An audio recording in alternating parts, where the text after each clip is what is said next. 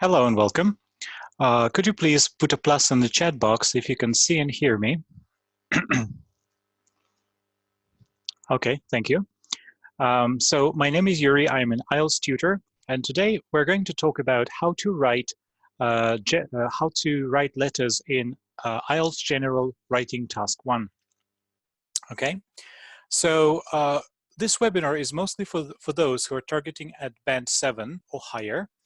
But if you're aiming at band 6, then this webinar will also be useful for you. So today we're going to cover 6 sections, and these sections are designed to address each band descriptor category requirement to enable you to gain the necessary confidence to produce a high quality task 1 letter.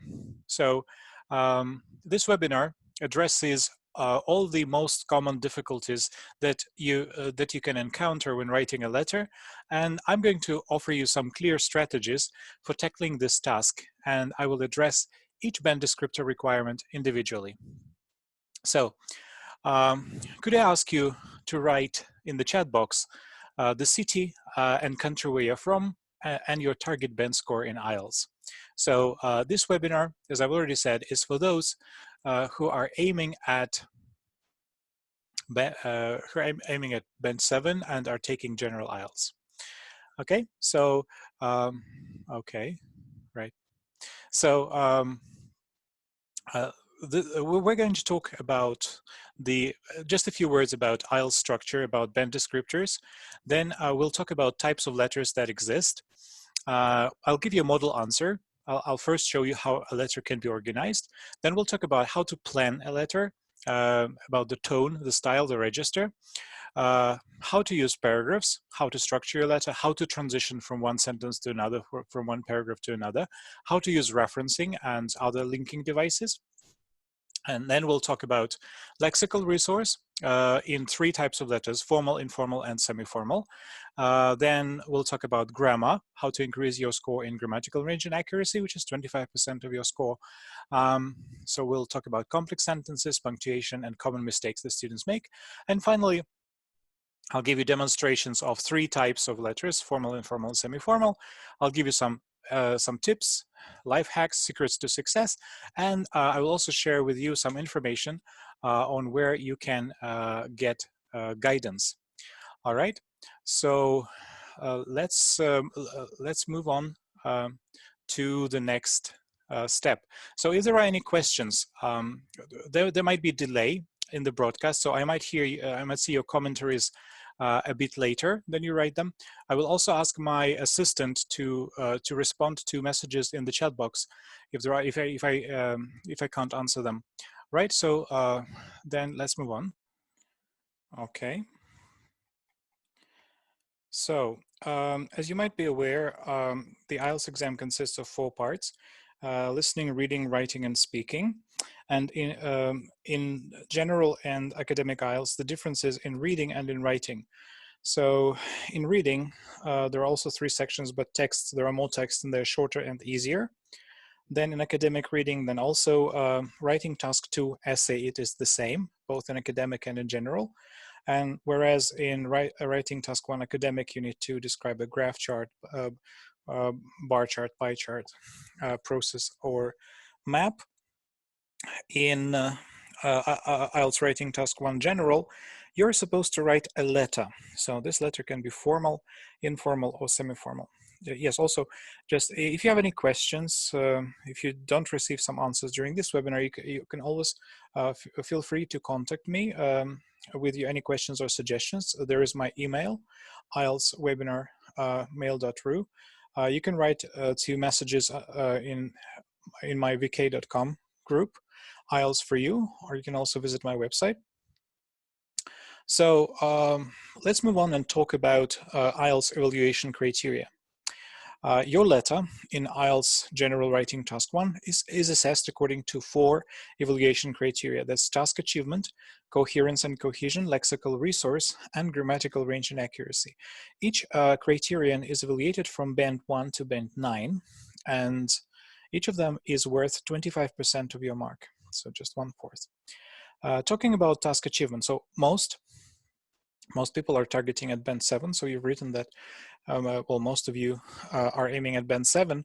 So according to the official IELTS band descriptors, if you want to achieve band 7, you need, these are 3 quotations. You need to cover the requirements of the task, present a clear purpose with a tone consistent and appropriate, and you should clearly present and highlight bullet points, right? So by covering the requirements of the task, you need to write about everything in the task. You need to cover all the bullet points and write at least 150 words. Well, the thing is, over the last a year or maybe a year and a half, examiners are not required to count your words anymore. But still, this is one of the requirements of the task. It's better to cover these requirements. Then, present a clear purpose. You need to make sure that the purpose of your letter is absolutely clear, it's abundantly clear, crystal clear, and that you're using an appropriate tone, formal, informal, semi-formal, throughout your letter. Okay, we're going to talk about how to achieve this today. Then also make sure that your letter includes everything that the bullet point asks for. So you cover everything. Then coherence and cohesion. So according to also official IELTS band descriptors, you need to logically organize information and ideas, and there should be some clear progression throughout. And on top of that, you're supposed to use a range of cohesive devices or linking devices. And for band 7, there might be some underuse or overuse, but maybe you can even try to get an 8 in coherence and cohesion. So we'll talk about how to do that. So you should logically organize information. It means that your letter should be in logical order, and all your paragraphs should be separated according to the content. So each paragraph should answer one bullet point with approximately 2 ideas that you develop. Then you also link sentences and paragraphs with words like however, therefore, furthermore, right? And these linking devices also depend on the register, on the style, on the tone of your letter. Okay, we're going to talk about this also today, and how to get a higher score when you write your letter. Okay, so then lexical resource. According to the official IELTS writing band descriptors, if you want a 7, you must use a sufficient range of vocabulary to allow some flexibility and precision. Then you need to use less common lexical items with some awareness of style and collocation, and you may produce occasional errors in word choice, spelling, and word formation. So it means that you need to be precise. And you need to use a range of vocabulary. So you can do this by synonyms, by paraphrasing, by using the next one is less common words and phrases, but they should also fit together and they should be appropriate. If you're writing a formal letter, then only formal words can be there. So even if it's an advanced word, but it's from informal style, that will be a disadvantage if you use it. All right. Then you can also make a few mistakes with vocabulary, but it's better not to. So try to cover all the requirements and try to be accurate. Maybe you will score an 8, who knows, if you learn properly. And grammatical range and accuracy, you need to use a variety of complex structures, produce frequent error-free sentences, and have good control of grammar and punctuation. So by variety of complex structures, they mean a range of sentence types. These sentences are complex sentences mostly. So if you use a mix of simple and complex sentences, this is the quotation for band 6. So most of your sentences should be complex. There is a variety of complex sentences, such as complex sentences of time, conditional complex sentences, relative complex sentences, sentences of concession, and so on. So try to use as many types as possible. We're going to practice to do this today. Also, we'll have a chance. Then try to avoid making mistakes. So you need to produce error-free sentences, which means that the majority of your sentences should be correct. Majority, that's more than 50%. More than half of your sentences, if you want a 7, should be absolutely error-free in terms of grammar. Okay, and also you need to use punctuation properly. If you make punctuation mistakes, then your grammar score goes down. If you make spelling mistakes, then your vocabulary, your lexical resource mark also goes down. All right, so once again, there are 4 evaluation criteria: task achievement, coherence and cohesion, lexical resource, and grammatical range and accuracy. So we need to cover all parts of the task. Then we need to organize our letter consistently. We need to structure it properly. We need to link all the sentences. We need to develop our ideas. We need to use a range of vocabulary, including some less common words, but with awareness of style. So they should be stylistically appropriate, and collocation. So they should fit together. And then grammatical range and accuracy, we need to use a range of grammatical structures. Mostly that's complex sentences, but not only, you can also use modal verbs with perfective infinitives, some variety of tenses like past perfect continuous if it's suitable. That would be great. But mostly that means complex sentences and accuracy. So you need to try to avoid making mistakes at all costs. Right, so what are the different letter types? Well, there are three groups of letter types, and they are informal, semi-formal, and formal. But that's not it. I mean, there are some divisions within these groups. Some people are not aware of this, but there are types of letters according to purpose, according to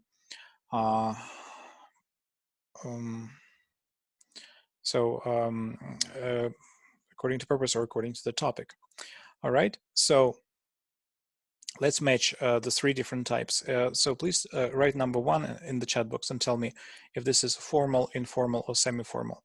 You work for an international company. You have seen an advertisement for a training course, which will be useful for your job. Write to your manager, okay?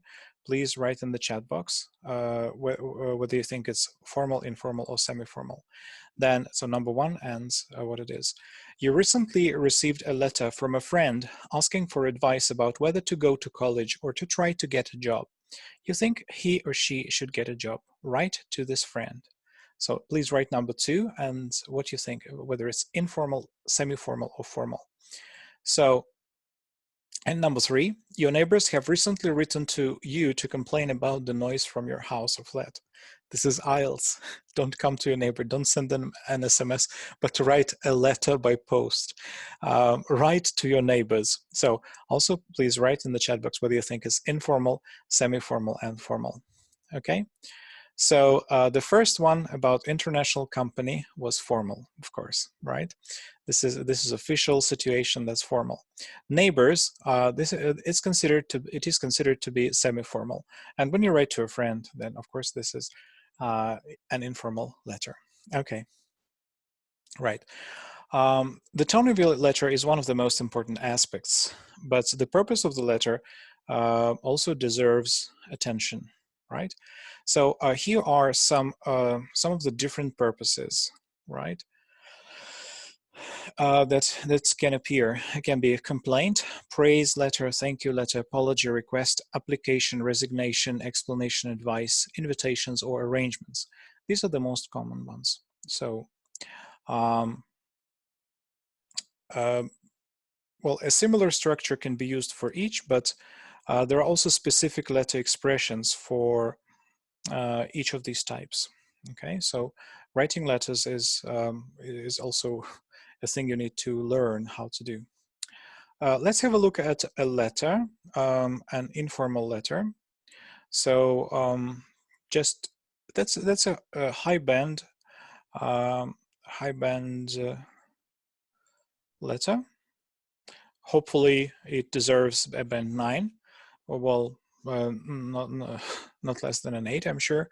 The task is, one of your friends recently had a birthday celebration, but you missed it and you forgot to tell your friend that you couldn't attend. Write a letter to your friend. In your letter, apologize for missing the birthday celebration, explain why you missed it and why you didn't tell your friend, say what you would like to do to show that you're sorry. And here is the letter itself. So you start with a greeting. Dear Venya, I hope you're doing okay and had a sorry, I had a brilliant birthday.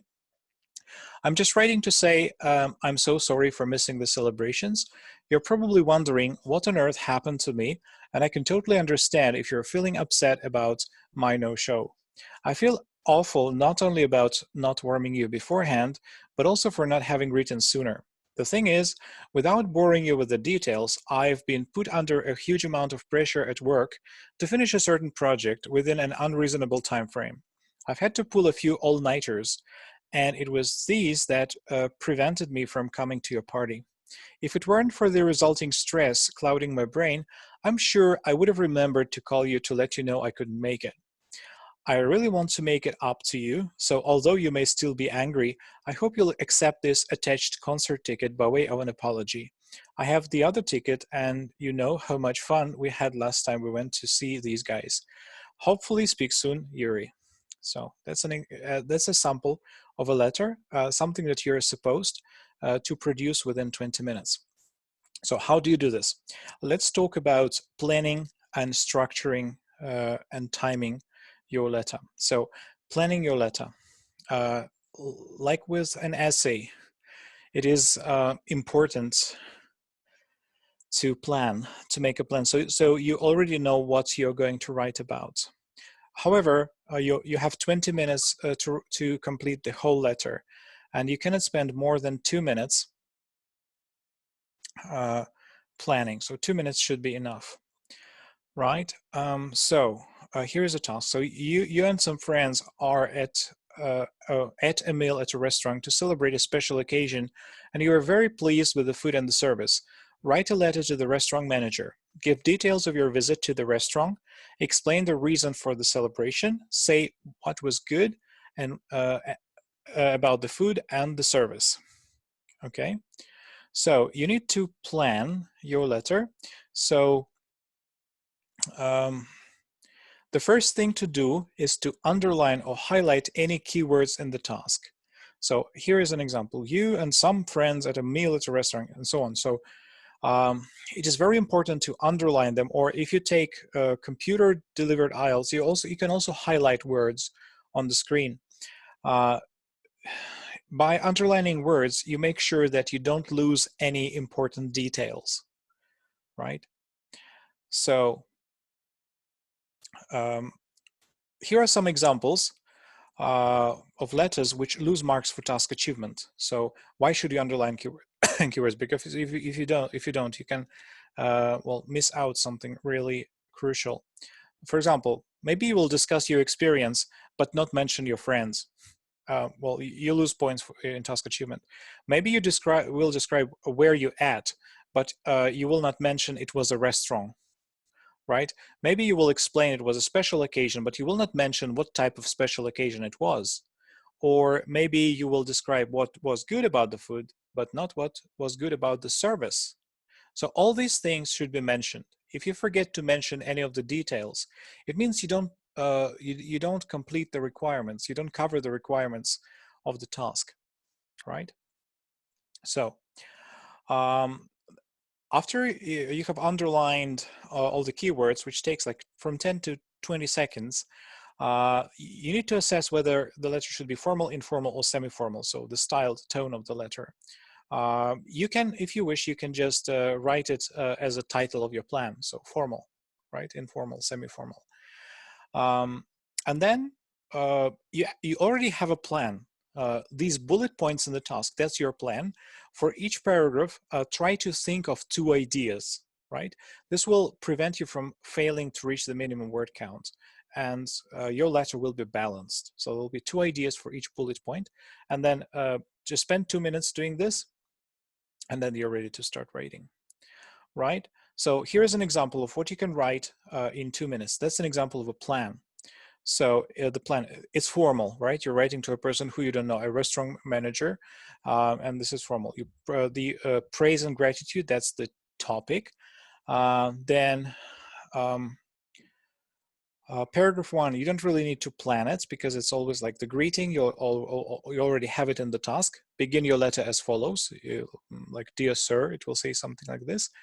Then you'll write, for the first bullet point, give details of your visit to the restaurant Monday night, first time there. Then explain the reason for the celebration. Sister's birthday, she loves Italian food. Then say what was good about the food and the service. Food was delicious, authentic taste of Italy. Service was there was a conscientious waiter. Okay, so yes, in paragraph 1 also you will need to include a purpose sentence. I'm writing to and express the purpose of your letter. That's crucial, right? Then for one paragraph where you develop your 2 ideas, you aim to spend no more than 5 minutes per paragraph, right? So you'll have 3 paragraphs. It means that will be 15 minutes, and this is the maximum you can spend on it, right? Then you should leave well with 2 or 3 minutes to check your work. It's also crucial to proofread what you have written. Okay, so you need to write at least 150 words. So your name at the end is not included here. So just aim for 50 words per paragraph, approximately, right? And don't count your words. It takes too much time. So if you practice using IELTS writing answer sheets, you will already know 150 words. It's this much. Maybe for some people it's 1 page, a page and a half, or 2 full pages, depending on your handwriting. If you practice, you will already know in advance whether you have reached this minimum word count or not. So the next thing I'd like to talk about, is tone and purpose. These are essential ingredients for success in task achievement. Okay, so in band descriptors, let's have a look at the difference between band 6 and band 7. A candidate who scores A6 presents a purpose that is generally clear. There may be inconsistencies in tone, right? And band 7 candidate presents a clear purpose, so generally clear and clear, with the tone consistent and appropriate, and there can be inconsistencies in tone. So there should be a crystal clear purpose and a consistent and appropriate tone. That's where the difference between band 6 and band 7 lies. All right. So appropriate tone. The following 3 sentences all communicate the same message, but they do it in using different tones. So sentence 1, 2, and 3. Please write in the chat box formal, informal, and semi-formal, and we'll find out in a second. Just writing to say a huge thank you to you for helping us in our big move the other day. I'm not sure we could have done it without you. The first one, please write it whether it's formal, informal, semi-formal. Second one, I'm writing to express my gratitude for your assistance in our relocation on Wednesday, the 21st of March. Okay. And the last one, my wife and I would like to thank you for your invaluable help with our house move last week. So 1, 2, 3, formal, informal, and semi-formal. Please write this in the chat box. And now, so the first one is informal. Just writing to say a huge thank you to you for helping us. Then the second one is formal. I'm writing to express my gratitude for your assistance in our relocation on Wednesday, the 21st of March. And then the last one is semi-formal. My wife and I would like to thank you for your invaluable help with our house move last week. So semi-formal is almost formal. However, well, idioms are possible there already, but well, contractions are not. But we will talk about it in a second. Okay, so it is not enough to select an appropriate tone. You also must be consistent with this tone. So, and this is where a huge number of students fail, right? So which of the following sentences do you think would score highest for task achievement? First, second, or third? I'm writing to register a complaint about the rubbish service I experienced in your establishment the other week.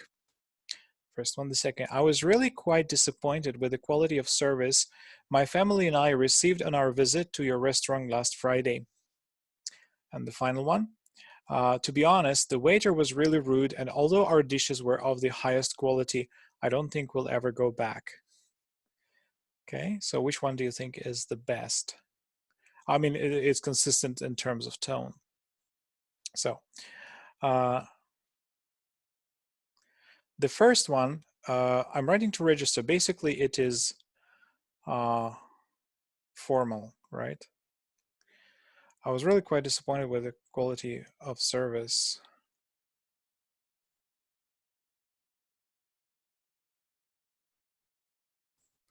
So the first one is supposed to be formal, but when you say rubbish service at your establishment, so it makes this style inappropriate, and you're not consistent.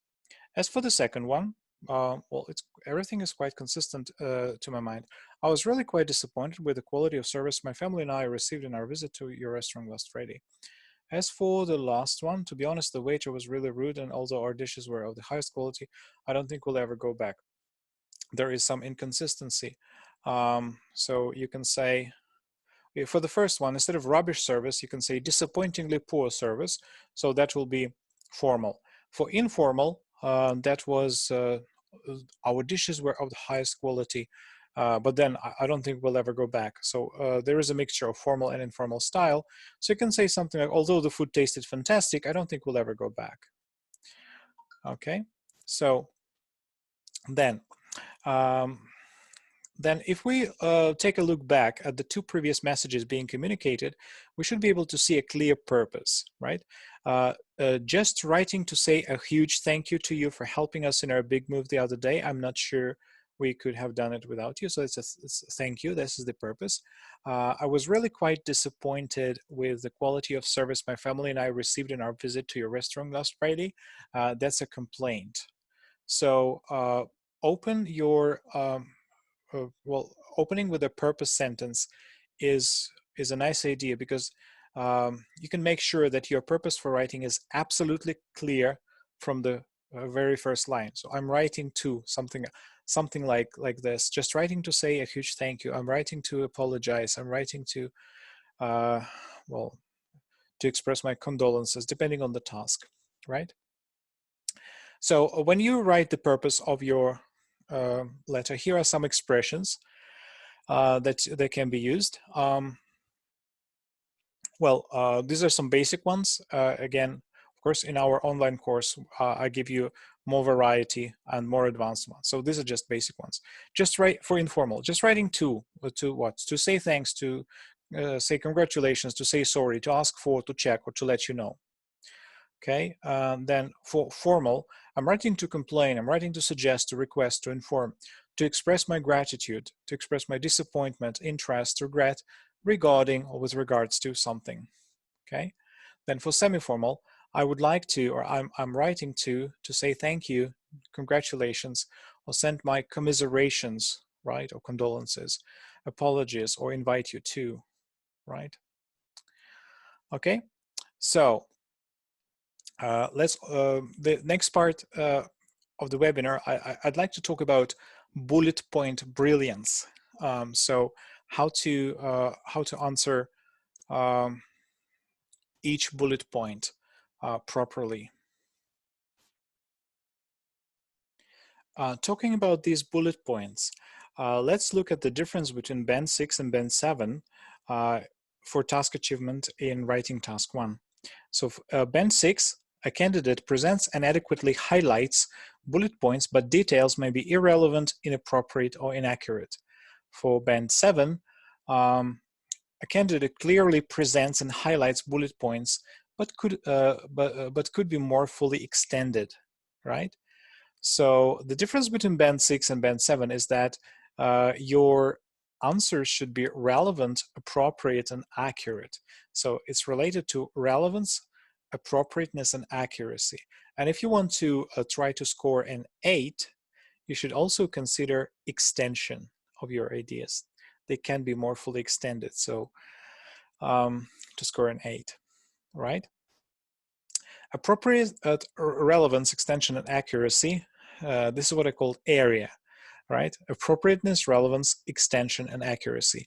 They are the key to success, the key to whether you succeed or fail when addressing the bullet point directives, right? So here's an example. You recently bought a piece of equipment for your kitchen, but it did not work. You phoned the shop, but no action was taken. Write a letter to the manager. In your letter, describe the problem with the equipment, explain what happened when you phoned the shop, say what you would like the manager to do. Okay, so appropriateness. And describe the problem with the equipment. There is a hole in the appliance which renders it useless. A word I would also use to describe your staff, right? So you might feel anger with the shop staff, but it is inappropriate to bring this issue up in this informal, aggressive manner with a letter. You describe the problem, and the rest of the sentence here would be inappropriate. And a candidate, if he writes like this, he or she writes like this, is likely to score a 6. Right? So ideal option would be just to write, there is a hole in the appliance which renders it useless, right? Relevance. For example, describe the problem with the equipment. I had been stuck in traffic for hours and just arrived home before using the appliance, right? Relevance. So this information about traffic has no relevance to the letter. It may be used to suggest frustration, but even then, it might be seen as irrelevant, so it's better to avoid it. Again, it's close to band 6. So it's better not to include such information. Then extension. Explain what happened when you phoned the shop. When I called the shop, I was told I couldn't get a refund. Okay, so it is appropriate, it is relevant, but there is absolutely no extension. Who did this person speak to? What did he say? These details should also be relevant, and they should be included. It should be extended. And here's an example. When I called the shop, I spoke to a staff member called Hannah to explain the issue with the defective appliance. Unfortunately, Hannah informed me I was not entitled to a refund. Okay, so some ideas are included here. They're appropriate, they're relevant, and the whole bullet point is extended. And finally, accuracy. Say what you would like the manager to do. I think it is only fair that I be reimbursed for the faulty product. Okay, here, say what you would like the manager to do. And here the candidate is just saying what he would think is fair, but not what he would like the manager to do. That's a minor difference, a slight difference, but this can be seen as a lack of accuracy, right? So, well, here's how you can do this. I think it is only fair that I be reimbursed for the faulty product, and I therefore kindly request that you provide a full refund at your earliest opportunity or at your earliest convenience, right? So now it is much better. All right, so let's talk about paragraphing, how to structure your paragraphs. As I've already mentioned, ideal structure, well, there is a purpose sentence, and then per one bullet point, you write one paragraph. So how should we progress through these paragraphs in a coherent, cohesive manner? That is the question. Well, let's have a look at these two paragraphs, and please write in the chat box which one is better, the first one or the second one. When I saw the photos, they brought me fond memories. I'd like to thank you for all the support and attention you gave me while I was in Paris for holiday. Things like that are priceless, and I can give you, all I can give you is my gratitude. Although the weather was freezing cold, we had enjoyable moments together. The photos you sent arrived the other day, and I have to say they're absolutely brilliant. I still can't believe how much snow there was. I look silly without a coat, but I hardly noticed the cold with all the fun we were having. They also really reminded me how generous you were with your hospitality and support, and for that I can't thank you enough. So please write in the chat box which one you think is better, the first one or the second one. Okay. So looking at the first one, we can see a few problems here. There is abrupt opening. There is no link between first and second sentences, right? Second and third sentences are not connected with the first one. Then fourth sentence is very weak, has a very weak link with other sentences. As a result, there is little sense of progression. As for the second one, you can have a clear opening.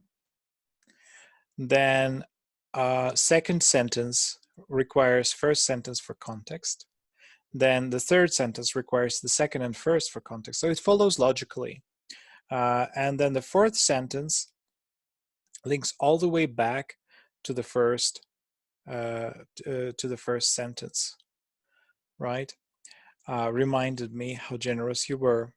So there is a clear sense of progression throughout this paragraph. So the second one is better. So to summarize, you need to guide the reader into the paragraph. Don't drop them into it without any markers, okay?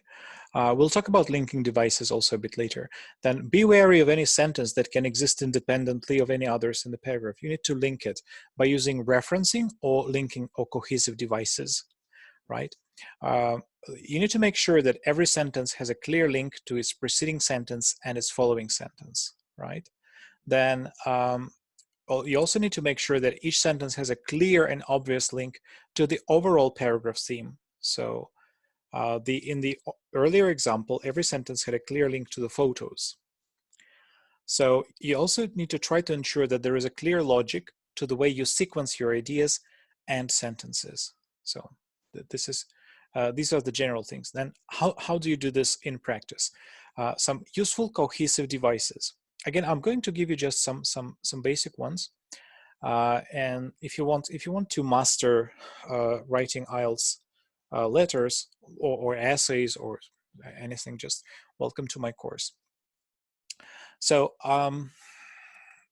let's look at band descriptors in terms of cohesive devices. The difference between band 6 and band 7. At band 6, a candidate uses cohesive devices effectively, but cohesion within and or between sentences may be faulty or mechanical. Then at band 7, candidate uses a range of cohesive devices appropriately, although there may be some under or overuse, right? If you look at band descriptors for band 8 and 9, you will see that they don't mention any cohesive devices. Why? Because, well, there is a mention. You use cohesion in such a way that it attracts no attention. So this is like perfect style. So nobody notices that you're using linking devices. And this is more like the beauty of the language, so to say. So what are cohesive devices or linking devices, as they're called? It's the name used for any word, expression, or sequence of language that helps the reader transition from one idea to the next. So remember, we don't only transition from one idea to another when we move between sentences, but there is also some cohesion within sentences as well. Here are some examples. The deadline is next Tuesday, so could you give me a hand with getting it done on Monday? Then the deadline is next Tuesday. With that in mind, could you give me a hand with getting it done on Monday? Okay, so it can be, this cohesion can be between sentences or within sentences, right? And then a really important difference between task 1 and task 2 in general IELTS is that in task 1, the style can be different. It can be formal, informal, or semi-formal. Whereas in an essay, the style is always formal. Okay. Then in a conversation with a friend, would you often say nevertheless, furthermore, moreover, lastly, another thing that should be taken into consideration, and, or things like that? You probably will not, but you could use having said that also, or one more thing, right? So some examples. Let's look at two examples, and please tell me which one is formal and which one is informal. So please write, for example, number one formal, number two informal, or number one informal, number two formal. Okay, the first one, number one. With regards to the details of the briefcase, it is a tan brown leather case with black stitching and 2 gold latches. In the event that this briefcase is found, please contact me on my mobile number listed above.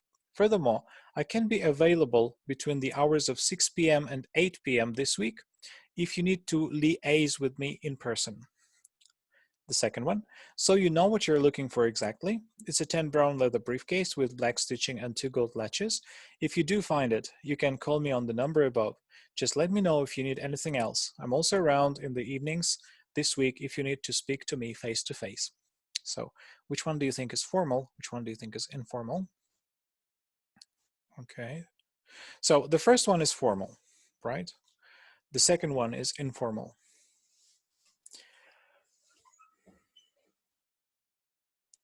Let's look at linking devices with regards to, in the event that, furthermore, well, if by itself doesn't mean that it's formal, but you can use it in both. Then informal, so you know, if or also, right? Well, you can use also in an essay, for instance, but if you use furthermore or moreover, of course, it indicates that your style is formal. Okay. So here's a life hack. Here's a tip. I strongly recommend reading other people's letters, well, native speakers, to get a good idea of when and how to use cohesive devices in IELTS General Task 1. So I'm going to give you some cohesive devices, and I will give you more if you join my online course. But you also need to be able to use a lot of examples, to be able to read a lot of examples of letters before you start using them in your writing. So some functions and some useful linking devices for informal letters. To begin a list, first of all, to start with, the first thing is, when you add another point, also what's more on top of that, by the way, but usually it's a final point. Conditionals, if, supposing, just in case, on the off chance that. When you switch direction, still, that said, having said that, or then again. Okay, for formal letters, when you begin a list, firstly, to begin with, first and foremost, first of all, there are more advanced ones. These ones are just, well, basic ones. You can add another point with furthermore, moreover, additionally, in addition. Conditionals, if, in the event that, should, in the unlikely scenario that. When you switch direction, despite this, nevertheless, however, on the other hand. Okay, then for informal letters, when you explain, basically the thing is because, thanks to, because of, clarify.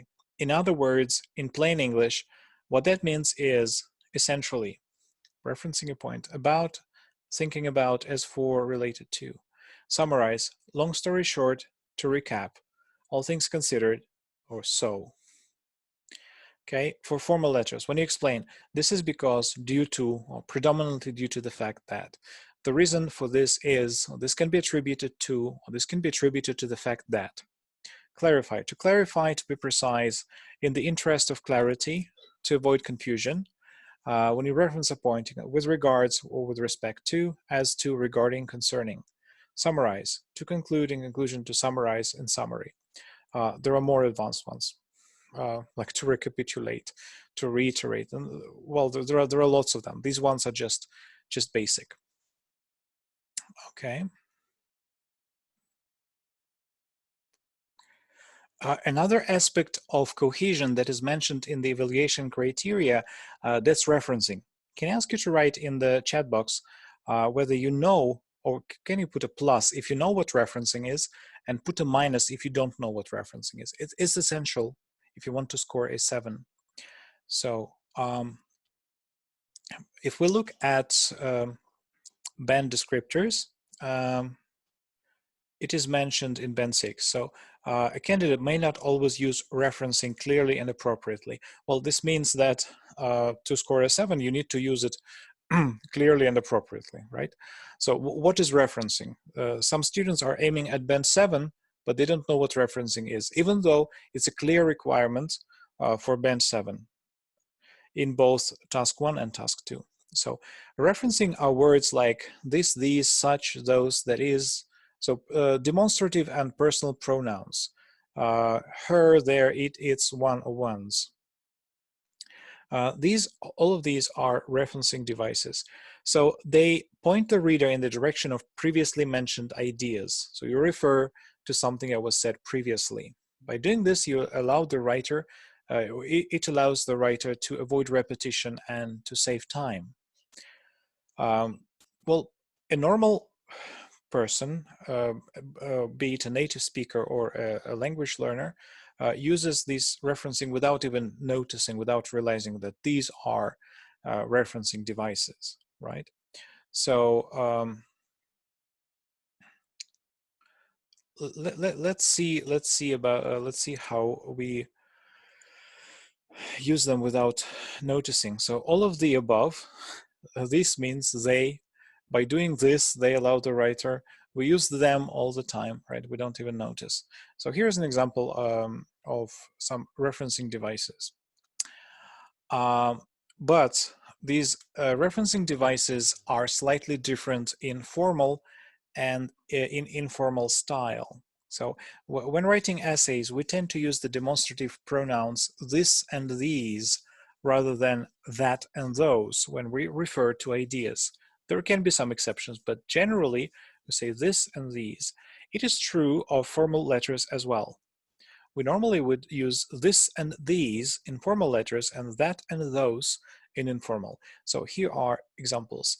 This is why I have been forced to write to you. Or that's why I've had to get in touch. So informal, you're more likely to use this. This is why. In informal, you're more likely to say that's why. So here's a paragraph in an informal letter from a candidate, from a student who struggles with referencing in terms of word selection, tone, and timing. Let's see if you can improve the paragraph. Please write in the chat box some ideas how you can improve this paragraph. Now I remember you showing great interest in learning about the culture in the country I live in. This is why I'm inviting you to come visit me and my family in England this summer. We'll need to work out the details so you can come at a time convenient for both of us, but I want to make sure the visit happens. There are loads of tourist spots near where we live, one of the tourist spots being Stonehenge and another spot being Salisbury Cathedral. I know you have so much lined up for summer already, but just think about the suggestion and let me know. Okay, so any ideas what can be improved here?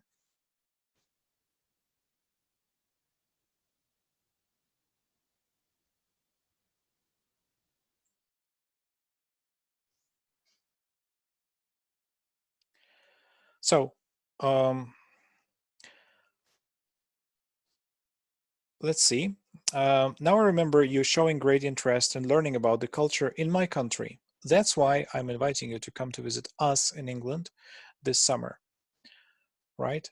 So the country I live in, my country, that's why us. I want to make sure it happens. One of them being Stonehenge and another one being Salisbury Cathedral. But just think about it and let me know, right?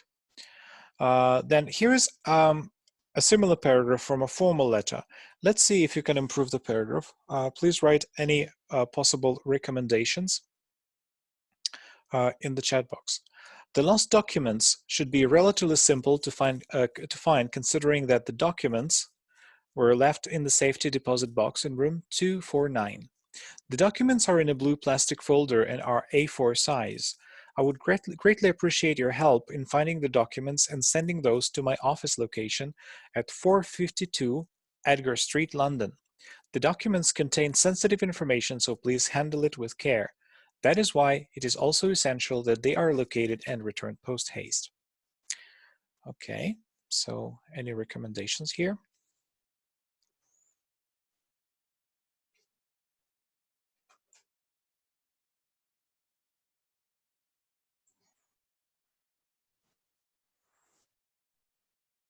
Well, here's what we can offer. The lost documents should be relatively simple to find considering that they were left in the safety deposit box. They are in a blue plastic folder. I would greatly appreciate your help in finding these documents and sending them to my office. The documents contain sensitive information, so please handle them with care. This is why it is also essential. Okay. Then let's talk about, well, this is one of the most useful parts of the webinar today. That's vocabulary for informal letters. And then we'll also talk about vocabulary for formal letters and for semi-formal letters. Letter writing is different to writing in any other format, and much of the language that you see in letters is rarely seen in other written formats.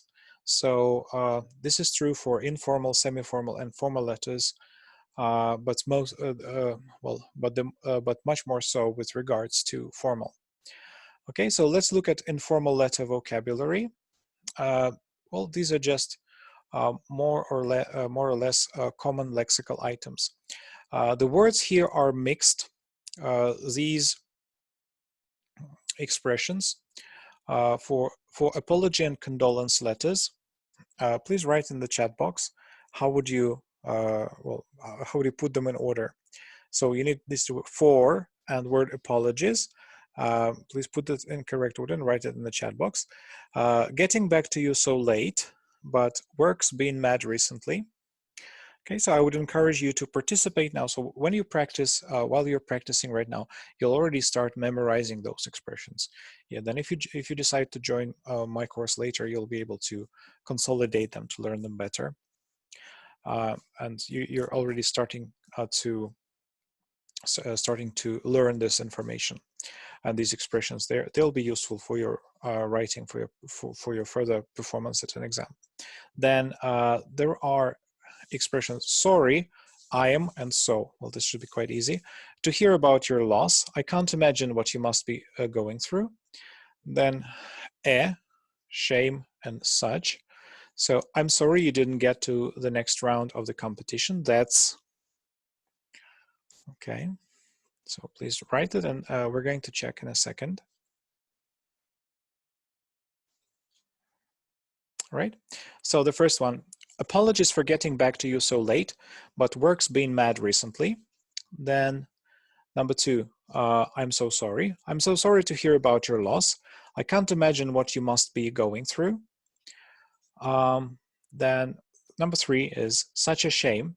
I'm sorry you didn't get to the next round of the competition. That's such a shame. Okay. About invitation letters. Also, please put these words in order and try to complete the gaps. So free you are. We're having a little get together on Friday night. Okay, so please write this. Then don't why you. In fact, there's a gap. Come and stay with us this summer. Then number three, come should you along. It's Rachel's birthday at the weekend and she's throwing a little party. Okay, I'll wait for a second for you to complete.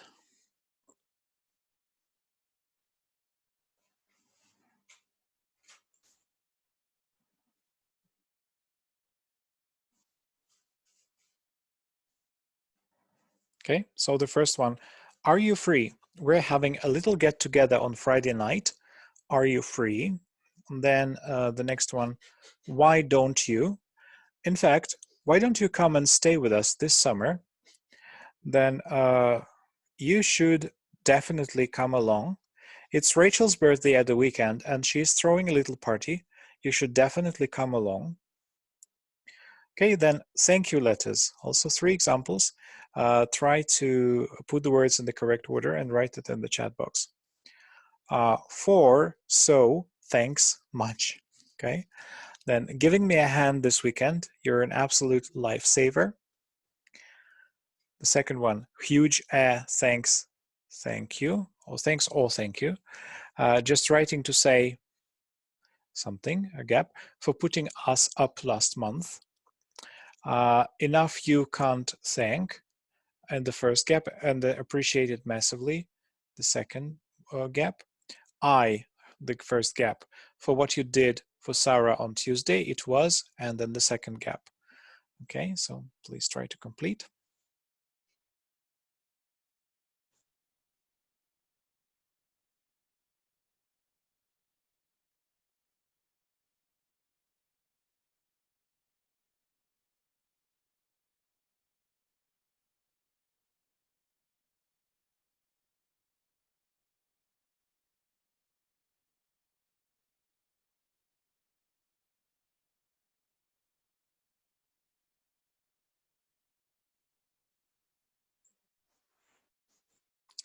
Okay, right. So the first one, thanks so much for. So thanks so much for giving me a hand this weekend. You're an absolute lifesaver. Then a huge thanks or thank you. Just writing to say a huge thanks, so thank you for putting us up last month. Can't thank you enough or massively appreciated. I can't thank you enough for what you did for Sarah on Tuesday. It was massively appreciated. Okay, request letters. So ask to, about, wanted, just. Okay, please put it in the correct order. How you managed to find that job in London. Then happen to, would you wouldn't. Okay.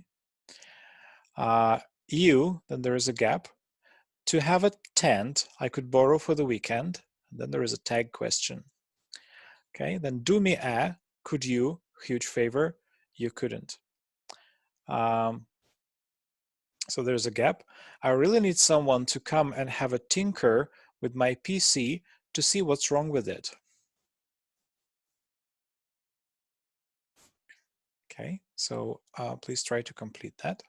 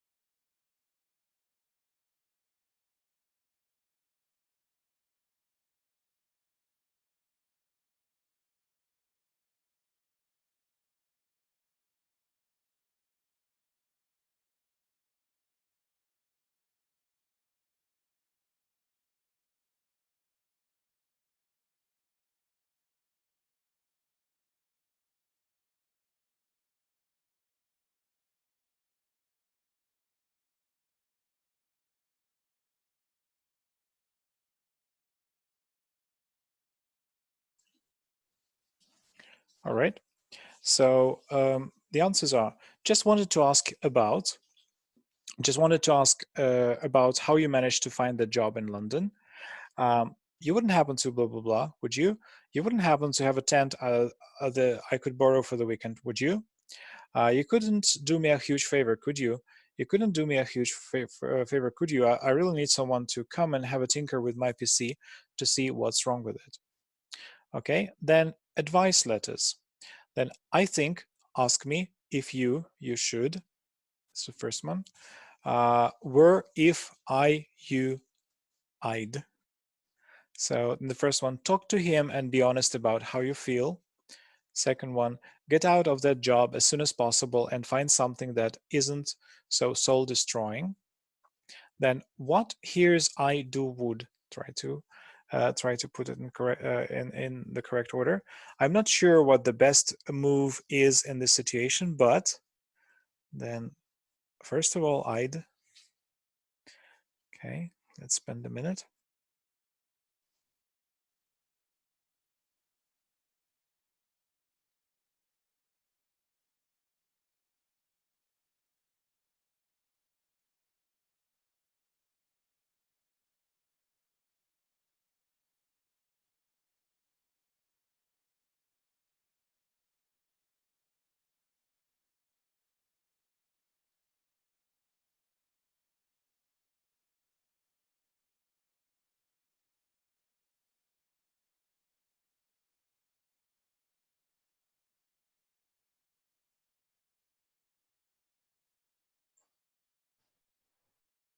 All right. So if you ask me, I think you should.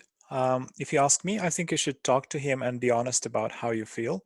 If I were you, I'd get out of the job as soon as possible and find something that isn't so soul destroying. Here's what I would do. I'm not sure what the best movie is in this situation, but here's what I would do. First of all, all right, then complaint letters. Um, to have this up, I'm sorry, but to bring, and the context is, I'm really quite upset about how you reacted to our news last week. Then rather down, let I feel. By the lack of contact I've received from you since moving to the city. Good simply enough wasn't. We had such high hopes for this partnership, but your work. Okay, please spend a minute to complete.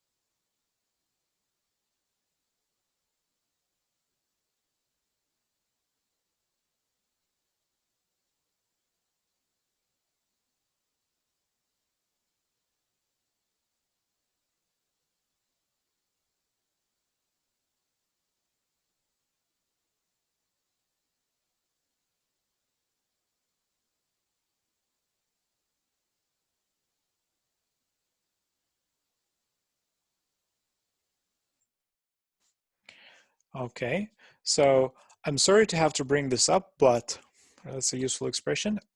I'm sorry to have to bring this up, but I'm really quite upset about how you reacted to our news last week. Then I feel rather let down. I feel rather let down by the lack of contact I've received from you since moving to the city. Simply wasn't good enough. We had such high hopes for this partnership, but your work simply wasn't good enough. Okay, so and here's a list of useful letter endings for informal letters. Hope to hear from you soon. Look forward to hearing from you. Just get back to me when you can, no rush. Just let me know if you need anything on my end. Best, love, yours. Cheers, thanks. Right. Well, in terms of grammatical range, maybe look forward to hearing from you is one of the best. Or just let me know if you need anything on my end. That's a conditional sentence. So grammatically, these are preferable. So vocabulary for semi-formal letters. So semi-formal, that's between formal and informal, and perhaps it's the trickiest of all to master. Not because it's the most advanced, it's just because you need to achieve this golden middle, the right balance between just enough formal and enough informal, right? Semi-formal letter might have a different formality weighting depending on the letter's recipient on the topic. So writing, writing to your aunt and writing to your friendly co-worker, they both require a level of some semi-formality, but I believe not the same level. So there is no rule here. You just need to use your instinct. And a recommendation that I can give you is read as much as possible, read as many letters as possible. Okay, so again, let's try to master those expressions. I'm asking you to put the words in the correct order. So apology letters, when you apologize for, am very sorry I, causing you such trouble. Do apologize I, although I cannot erase what happened, and there's a gap, since. Okay, here I sorry am too. About gap, then about the news regarding your brother's redundancy.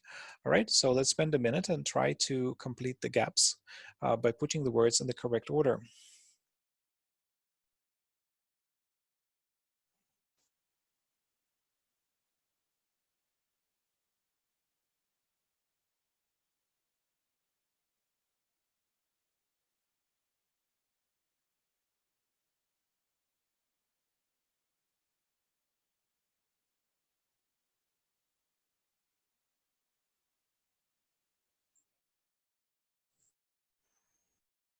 Okay.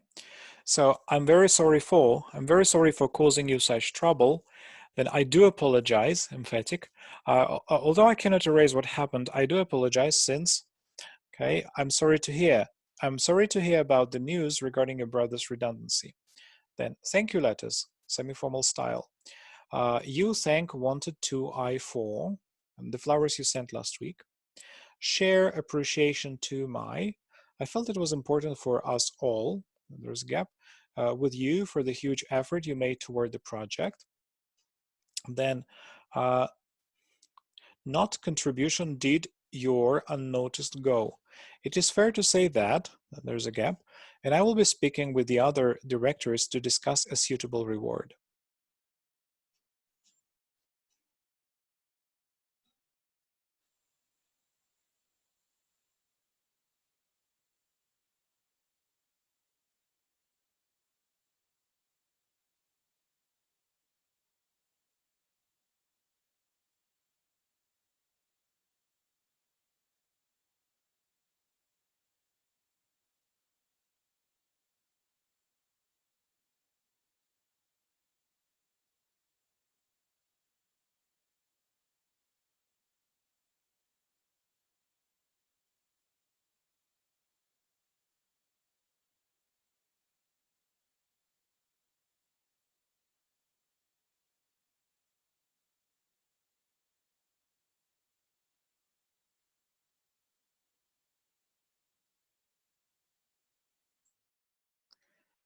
Okay, so let's see. I wanted to thank you for. I wanted to thank you for the flowers you sent last week. To share my appreciation. I felt it was important for us all to share our appreciation with you for the huge effort you made toward the project. Then, your contribution did not go unnoticed. It is fair to say that your contribution did not go unnoticed, and I will be speaking with the other directors to discuss a suitable reward. Okay. Then, request letters. Have, with regards to question I, uh, then setting up a profile on the local system. You, if, wondered, I, help, with, me, could. I am new to the sport and so learning some of the basics. A trouble, I, little m, with having. Since moving to the new house, and there's a gap, meeting new people, and I wondered whether you had any tips.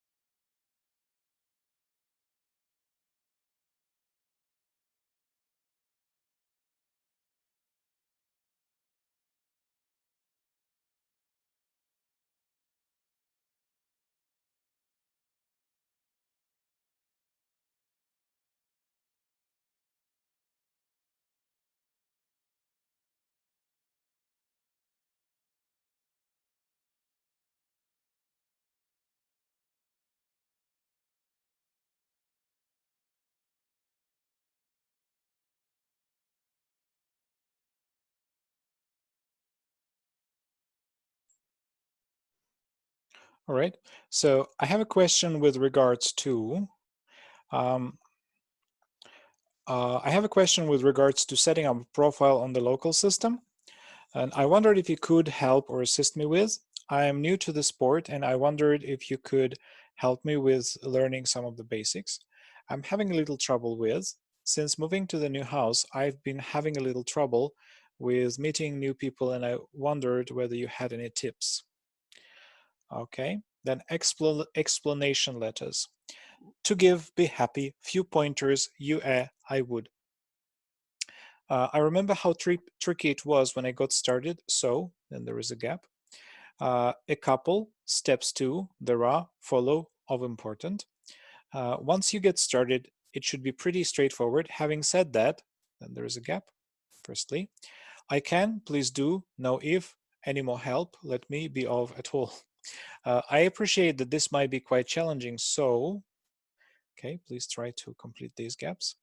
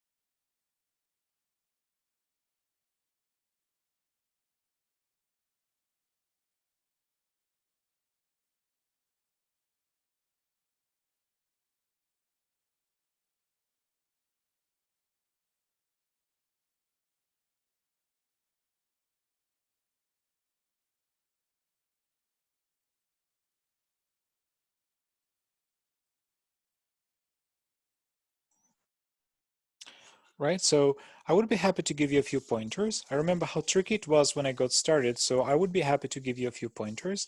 There are a couple of important steps to follow. Once you get started, it should be pretty straightforward. Having said that, there are a couple of important steps to follow. Firstly, please do let me know if I can be of any more help at all.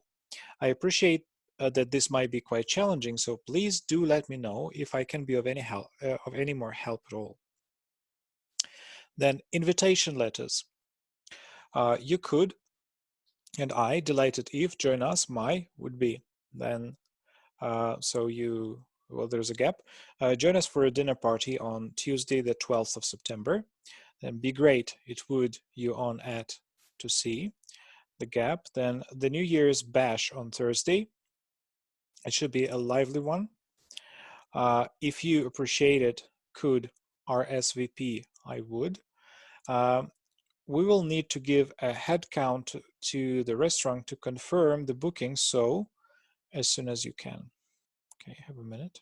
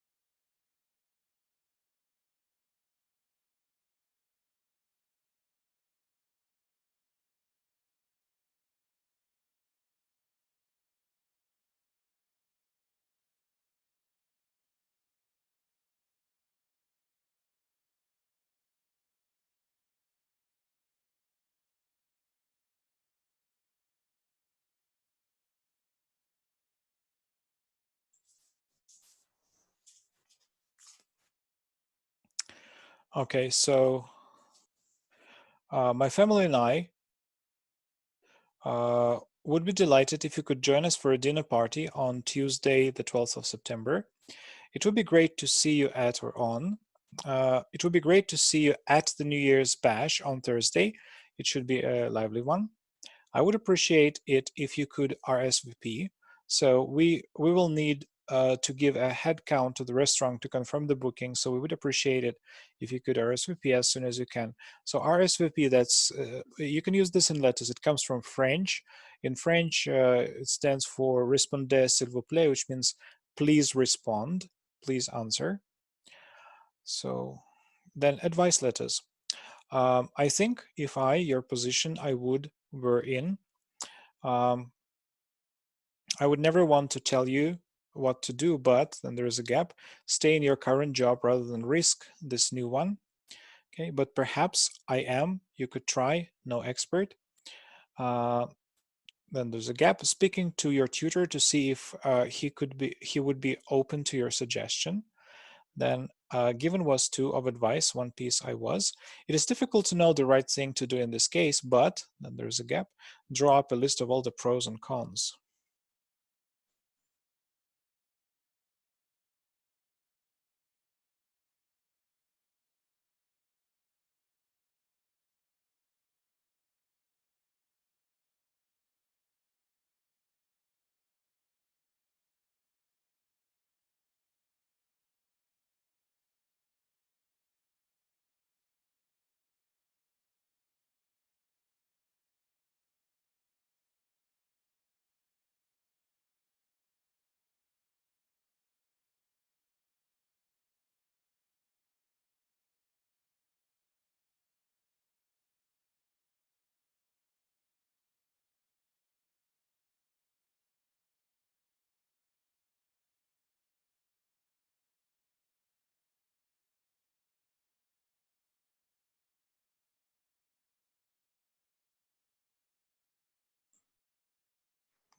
Okay, so if I were in your position, I think I would. I would never want to tell you what to do, but if I were in your position, I think I would stay in your current job rather than risk this new one. I'm no expert, but perhaps you could try. I'm no expert on these matters, but perhaps you could try speaking to your tutor to see if he would be open to your suggestion. One piece of advice I was given was to. It is difficult to know the right thing to do in this case, but one piece of advice I was given when I was in a similar position was to draw up a list of all the pros and cons. So such expressions as, well, for advice, if I were in your position, I think I would, as you understand, or one piece of advice I was given was to, or I'm no expert, but perhaps you could try. Of course, these are useful expressions as chunks of language that could be memorized, and you can use them because they contain some grammar structures like conditional sentences, and then use them in your letters, right? But apart from using those expressions, you can also maximize your score by improving range, precision, and collocation. Let's talk about this. So one of the tricks how you can increase your score in letter writing, that's paraphrasing. So the expression range of vocabulary is used in the lexical resource category in the evaluation criteria for bands 5, 6, 7, and 8. And the key difference is the adjective that appears for this expression. Here's the comparison that I made. So band 5 uses a limited range of vocabulary. 6 uses an adequate range of vocabulary. 7 uses a sufficient range of vocabulary, and band 8 uses a wide range of vocabulary. So in order to use a wide range of vocabulary, you need to avoid repetition. So the key to making your range of vocabulary wider is not to repeat. There are a number of techniques that you can utilize to meet this aim. You can use synonyms, you can use referencing, you can form words, you can use word formation, use antonyms and change the word order. Or you can combine some of these methods within one sentence. So, avoiding repetition. So, for example, it has now been 2 weeks since I was last contacted by the bank. That means that for the last 2 weeks, I have been without a credit card, which has made it very difficult for me to manage my financial affairs.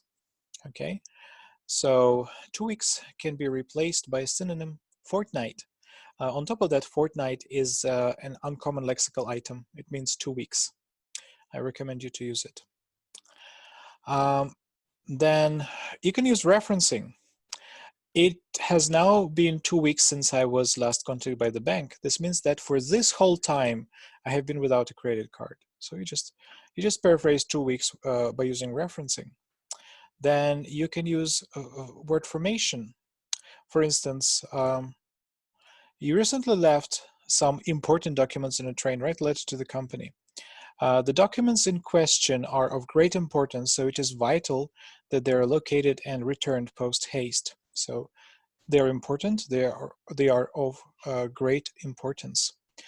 You can use antonyms. The loss of these documents is no trivial matter, right? Use antonyms.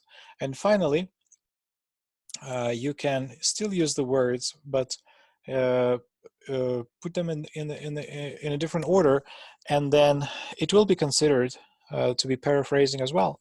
The documents, which are very important, were left in carriage A, seat 12 upon my exit.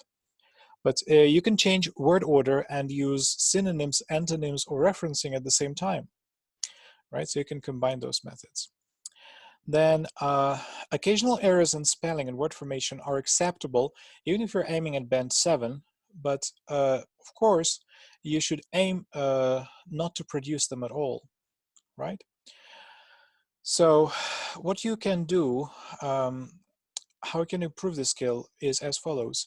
You need to identify errors made and notice any patterns, write down correct spelling form, notice any patterns, consider which words are most likely to appear in IELTS. Well, I can also do this for you. Practice writing sentences with these words on a daily basis. Okay. Then another aspect of IELTS writing task 1 is precision, a sufficient range of vocabulary to allow some flexibility and precision. So this is one of the most common failures when students take their IELTS. So which of the following extracts do you think would score the highest? First one, sorry it took so long to write. I have just been very busy at work. So please write in the chat box 1 or 2. I was working on 2 projects and both of them required a lot of effort. There has been so much to do since I started. Or sorry I couldn't write sooner. I was recently put in charge of 2 work projects, both of which had totally unrealistic deadlines, and I have just been snowed under with paperwork ever since I started. So which one do you think is more precise? Well, obviously the second one, right? Then collocation. You need to use less common lexical items to score a 7 with some awareness of style and collocation. You need to use words and choose the words that fit naturally with other words. For example, in many languages, you can say this like to make a picture, which is a mistake, because in English you say take a photo or take a picture, right? So this is a collocation. If you want to find out which words a word collocates with, use this wonderful website, freecollocation.com. This is my favorite. There are some others, or you can just search Google and write collocations with problems, collocations with causes, whatever. Then little by little you will learn to use collocations properly. Well, and finally, let me give you some demonstrations of letters. So band 9 letters, an informal, a formal, and a semi-formal letter. So let's start with an informal letter. The task is, you recently received a letter from a friend asking for advice about whether to go to college or to try to get a job. You think he or she should get a job. Write a letter to this friend. In your letter, you should say why he or she would not enjoy going to college, explain why getting a job is a good idea for him or her, suggest types of job that would be suitable for him or her. So, dear John, hope you're getting on okay in London. It sounds like you're having a tough time deciding on this college issue. It's a difficult choice, I know, but if I were you, I'd hold off on the studies for the time being. With the crazy cost of tuition here and a little time left over to work, I feel you might struggle to make ends meet, and that wouldn't be any fun. Here's what I would do. First of all, I'd find a job as quickly as possible. Then I'd open a savings account and deposit at least a little bit every month. If you do this, you'll be able to work towards affording college without the financial pressure that would come with it if you went this year. As for what kind of job to take, knowing you and your love of the outdoors, I'd recommend something in agriculture or conservation, maybe even sports coaching. You did take that 2-week course after all. Anyway, if you want to talk it through in person, just let me know. Always happy to hear from you. Best, A.R.E.A. Okay, then let's look at a semi-formal letter. Your neighbors have recently written to you to complain about the noise from your house or flat. Of course, they have written a letter. Write a letter to your neighbors. Of course, you respond in the letter as well. You go to the post office. In your letter, explain the reasons for the noise, apologize, describe what action you will take. Dear Petya and Dasha, I'm writing to apologize for the trouble I seem to have caused you both over the past few weeks. The reason for all the noise you have been hearing is due to an extension which is being constructed in our dining hall. This construction has required the use of much drilling and hammering, and I regret that this noise has spilled over into your home. Since receiving your letter, I have called the builders to ask that they work only within business hours. The extension should be finished within the next 2 weeks, but if you experience any more disturbances, please do not hesitate to give me a call. Again, I do apologize for causing you both so much distress. In hindsight, I should have let you know beforehand when the extension was due to be built as to give you sufficient warning. I hope this would not damage our good relationship with one another. Best regards, A.R.E.A. Okay, and finally, a formal letter. You recently attended a meeting at a hotel. When you returned home, you found you had left some important papers at the hotel. Write a letter to the manager of the hotel. In your letter, say where you think you left the papers, explain why they are so important, tell the manager what you want him or her to do. Dear Mr. Jones, I'm writing to request your assistance in locating some important papers which I believe were left at your hotel during my stay for a recent meeting. If I recall correctly, the papers were left on the bedside table in room 204, which was the room in which I had been staying. These documents were inside a brown manila envelope with the numbers 40613 across the front. It is of the utmost importance that papers are located, since they are imperative to a business deal which is due to be concluded this weekend. If these files are not found, this deal will be thoroughly jeopardized. I regret that I have been so foolish as to misplace such vital documents, but I would be sincerely grateful if you could take all necessary means to assist in their location. Should these papers be found, please send them by express delivery to the attached address. Thank you for your help. Your swift cooperation is greatly appreciated. Yours sincerely, Yuri Kondratyev. Okay, so if you want to learn to write such letters, then welcome to my course. And finally, I would like to share some secrets to success with you, some little tips and techniques for maximizing your score in IELTS General Writing Task 1. So it is vital that you write at least 150 words. If you don't, just lose marks, but don't count words. I mean, don't count words at your exam. Don't waste your time. If you think you might be under the word count, then count how many full lines are in your letter. Multiply this by the number of words in your first full line, and then the figure, if the figure is comfortably over 150, you're probably okay. Then try to use conditionals in your letter. It is always easy. So I would be grateful if you could get back to me as soon as possible. That would be great.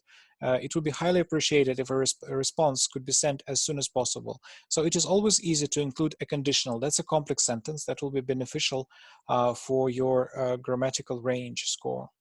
So in formal letters, it is more natural to use passive voice instead of active voice. So I placed the documents in a transparent blue folder with an elastic binding, but you can say documents were placed in a transparent blue folder with an elastic binding.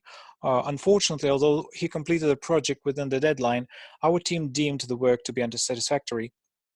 Instead, you could say, unfortunately, although the project was completed within the deadline, the work was deemed to be unsatisfactory. So there is quite a lot you have learned in this webinar.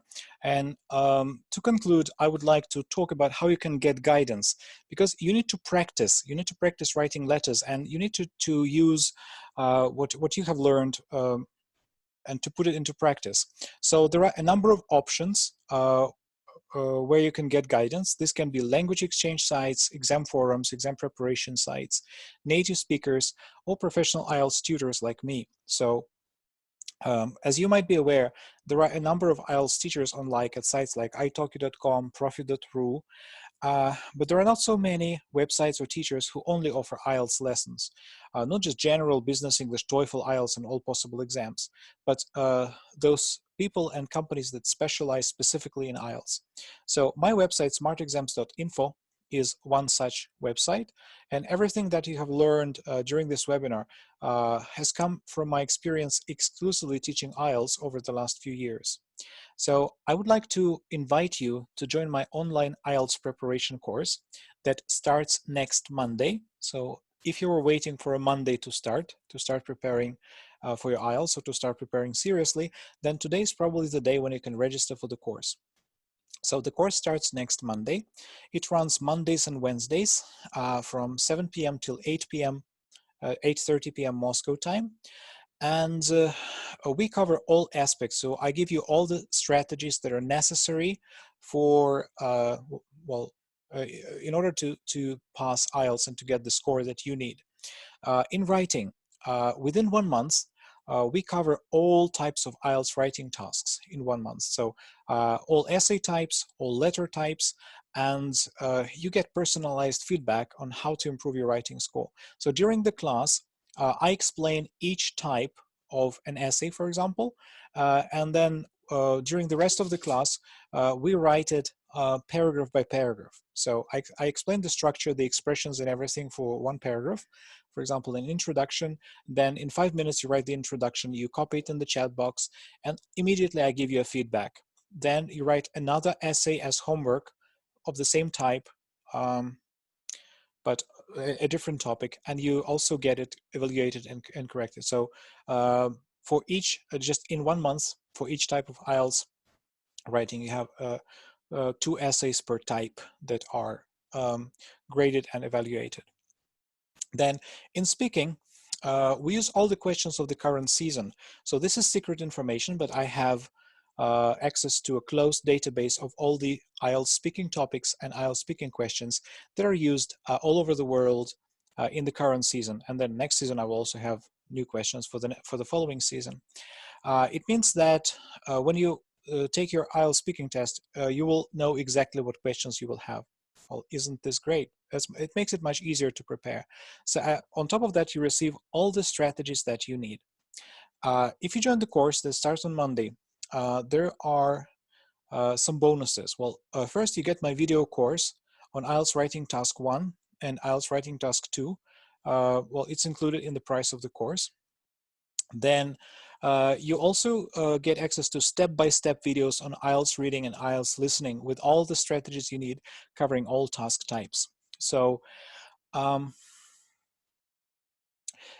watch a video with explanations of the strategy of one specific type.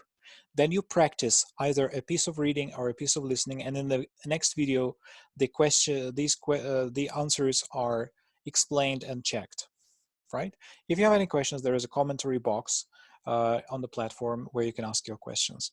So I hope to see you on my course. It starts next Monday. So Mondays and Wednesdays, 7 p.m. Moscow time.